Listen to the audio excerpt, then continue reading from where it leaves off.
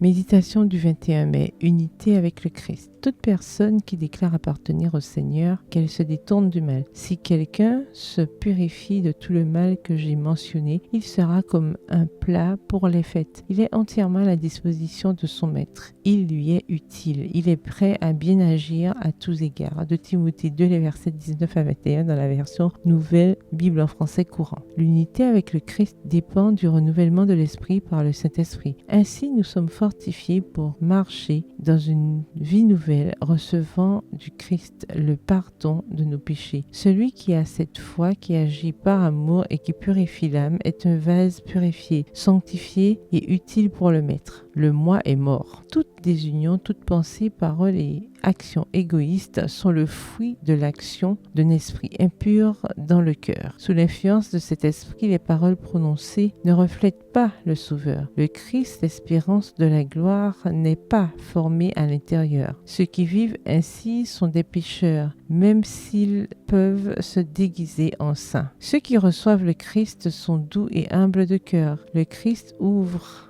dans leur cœur une fontaine d'eau vive qui jaillit jusque dans la vie éternelle et rafraîchit les âmes. La vie de ceux qui mangent le pain de vie et boivent l'eau du salut est purifiée par la grâce de Dieu. Que tous étudient la parole, que personne ne charge son âme de trop de fardeau pour pouvoir étudier les précieuses leçons que le Christ nous a données. La parole de Dieu n'est comprise qu'à moitié. Si chacun proclamait un jeûne pour son âme, étudiait la parole de Dieu avec de ferventes prières et ne lisait que les livres capables de l'aider à acquérir une connaissance plus claire de la parole, le peuple de Dieu aurait beaucoup plus de santé et de force spirituelle, beaucoup plus de connaissances et de compréhension spirituelle qu'il n'en a actuellement. Nous devons chercher Dieu afin de le trouver précieux pour nos âmes. Nous devons le garder comme notre hôte et notre compagnon permanent, sans jamais nous séparer de lui. Chaque âme a le privilège de pouvoir être une avec le Christ en Dieu. Mais pour cela, nous devons être